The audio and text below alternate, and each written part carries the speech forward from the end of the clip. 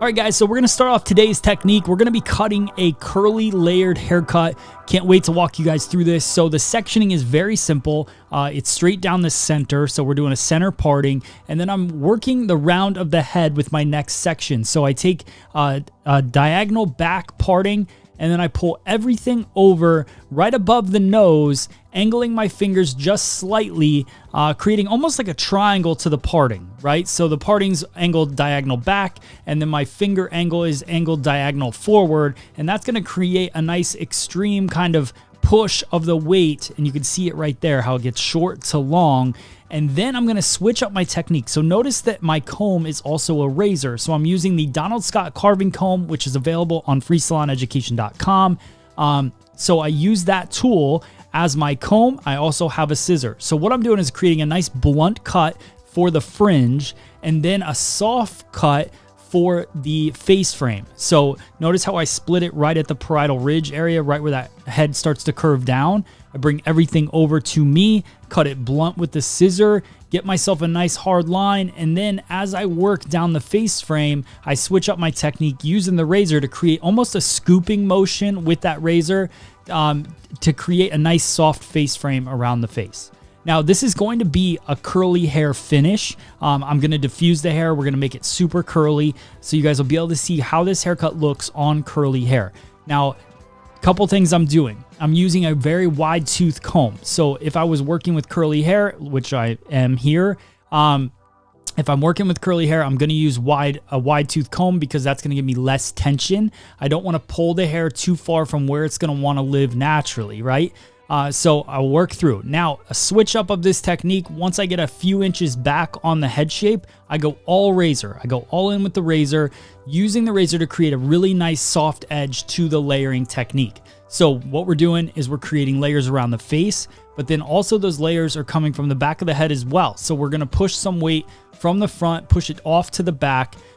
So our heaviest point at this point of the haircut is gonna be in the back of the head.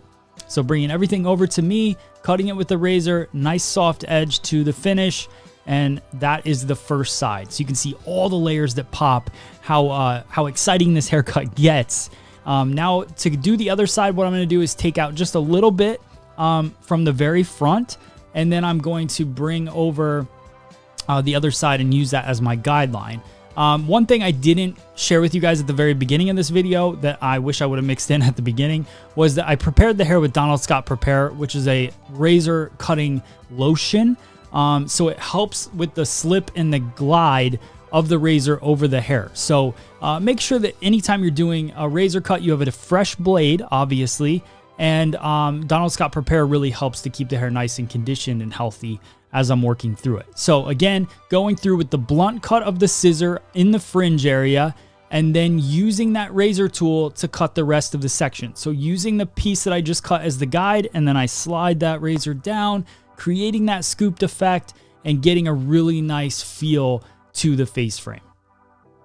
So we'll continue doing the same thing for a couple sections, cutting with the blunt scissor on the top of the head, and then as I move down to the side, switching to that razor.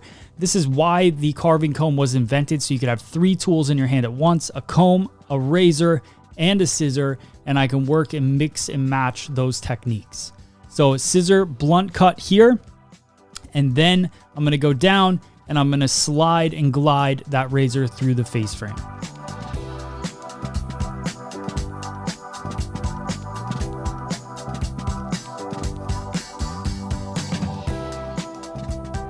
So now I've moved a few inches up the head. So now I'm going to go all razor. And that's how I like to work it. Now, if you guys don't have a carving comb and you don't need to purchase anything right now, you can use a regular razor for this technique as well. Just switch. Just grab your razor tool and use it, and then grab your scissor tool. It's not that big of a deal. It's just kind of convenient to be able to hold them all at the same time. Also, this razor is available, like I said, on freesaloneducation.com, and it's 39 bucks, so it's nothing like crazy. It's not a super expensive tool. It comes in a wide tooth comb and a fine tooth comb, so you can get both. So you can see how those layers move, and they work their way back on the head shape. Now we're gonna work into the back of the head. I'm gonna use the 50% cutting side of this razor. So one side has 100% cutting, The other side has 50% cutting. So I just slide that 50% cutting from the occipital bone down, which creates a little extra pop of layering in the back of the head to really bring the shape to this haircut in the back. So now you can see all those layers. I'm going to use Joico Joy Whip, a hold number 7. It's a firm hold foam. You don't need a lot of it. Put it throughout the hair. And then I go in with my second product, which is the Defy Damage Protective Shield from Joico, which is a bond protector, and it's also a heat protectant. So everything we're doing is to protect the hair, to build it up, and then bam, look at that. Tons of curl to the hair just using a diffuser, working our diffuser into the hair on low airflow, high heat, and just blow drying that hair nice and curly. And then the last thing I do, I just finish it with a little bit of hairspray, and then I'm going to go in and do a tiny bit of dry cutting just to finalize my shape. I like how everything's kind of built up in there, but I just go around the perimeter, do a little bit of tease cutting, which is a half open, half close of the scissor, and I work that around. And I also go through right in the face frame area, and I build, I just take out a little bit of weight throughout that as well. So just taking some pieces, random pieces, going in and cutting to finalize that shape. So here is our final look. I hope you guys like this video. Let me know in the comments below if you have any questions about it. I'd love to answer those, but hope you enjoyed it. Hope you learned a lot. Thanks for watching.